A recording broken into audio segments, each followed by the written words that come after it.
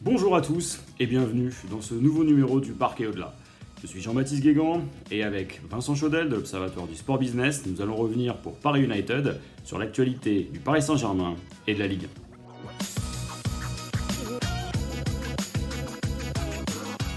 Aujourd'hui, nouvel épisode dans l'histoire mouvementée du football français. Après l'élection de la LFP, voilà le psychodrame. Mediapro refuse de payer la tranche qui était prévue mi-octobre. Donc les clubs français tremblent. Vincent Labrune a opposé à Romero West qui voulait renégocier le prix des droits, une fin dont non recevoir. Alors forcément, pour un football français télédépendant, les choses se compliquent, les uns et les autres tremblent, d'autant qu'on n'est pas encore sorti du Covid et que la saison dernière a laissé un passif non négligeable dans les finances des clubs. Là encore, même pour le Paris Saint-Germain, la nouvelle n'est pas forcément très bonne. Si on prend la saison 2018-2019, en acceptant donc celle qui a été marquée par le Covid, les droits télé représentaient 22% du budget du club et représentaient une somme qui dépassait les 59 millions d'euros. Alors cette somme elle est importante puisque si on regarde le contrat qui avait été renégocié largement à la hausse, des montants auraient pu être beaucoup plus importants et donc on risque d'avoir une vraie situation de faillite pour le football français, en tout cas de très grande précarité économique puisque les relations vont se tendre.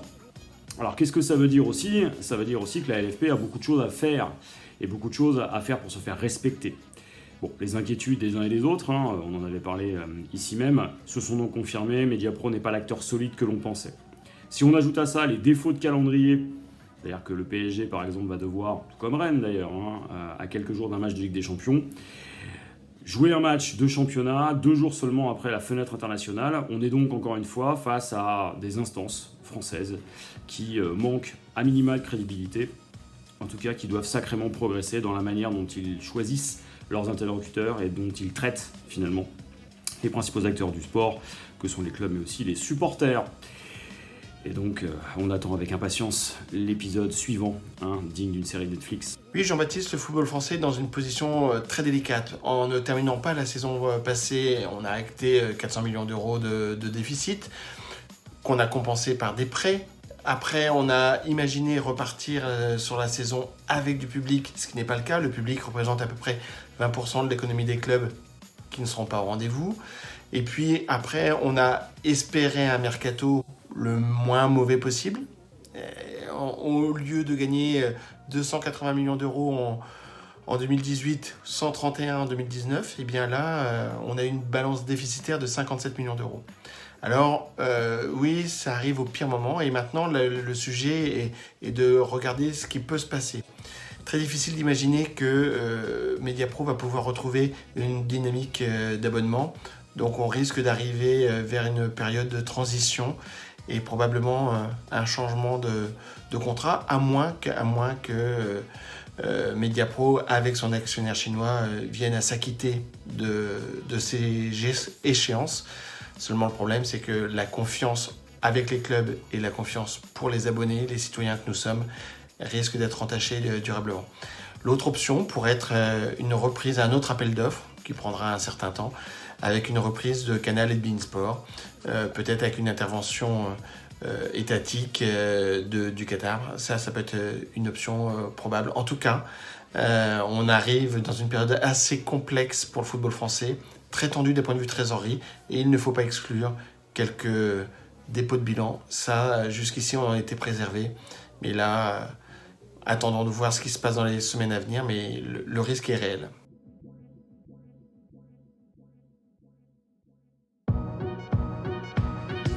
Autre sujet de la semaine, ça a été le maillot Third, le 3e maillot que le PSG et Nike avec Jordan ont dévoilé. Ça a fait beaucoup parler par ses couleurs, mais gardons à l'esprit déjà qu'un maillot Third, c'est bien évidemment un objet marketing. L'objectif étant d'en vendre le plus possible dans le monde. Maillot 1, maillot 2, maillot 3. Le maillot 1 du PSG a été un retour à l'historique, au maillot Echter. Et donc, il devrait être un succès de vente au niveau de la France, ou du moins, je pense que c'est le calcul qui a été fait au niveau de Nike.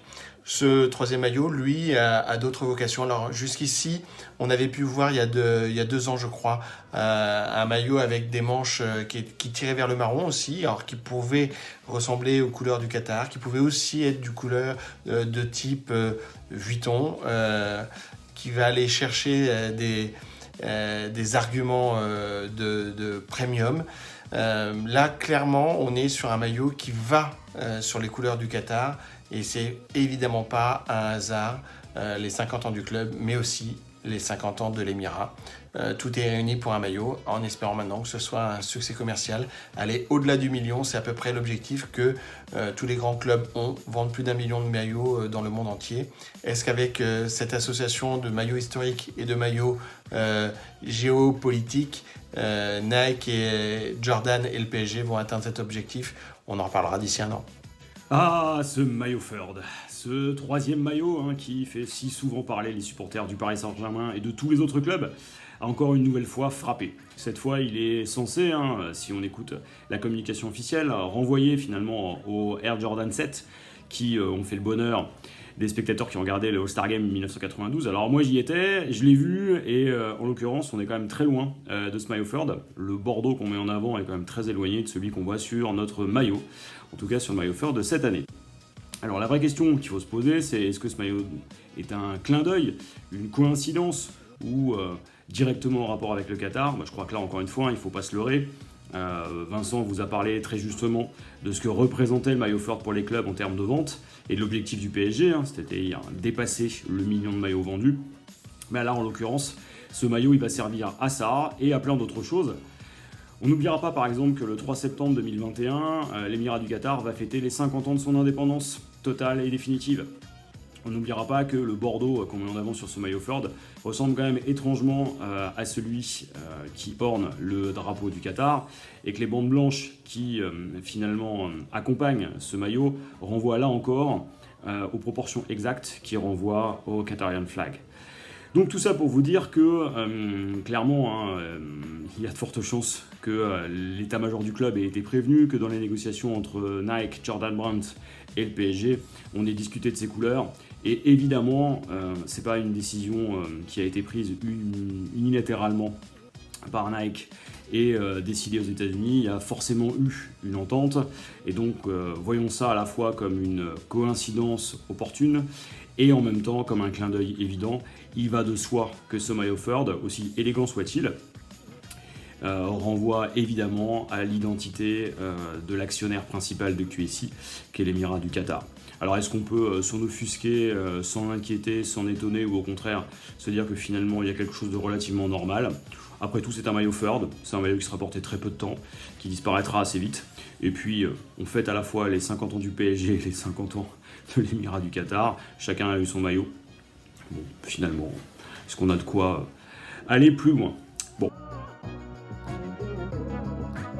Sur ces entrefaites, entre l'épisode de la LFP et nos discussions vestimentaires, je pense qu'il y a de quoi entrer une nouvelle fois dans cette semaine avec un grand sourire, une grande envie, et se dire que, comme toutes les semaines, avec Vincent, on vous souhaite le meilleur, on vous souhaite de mettre des masques et de faire attention à vous.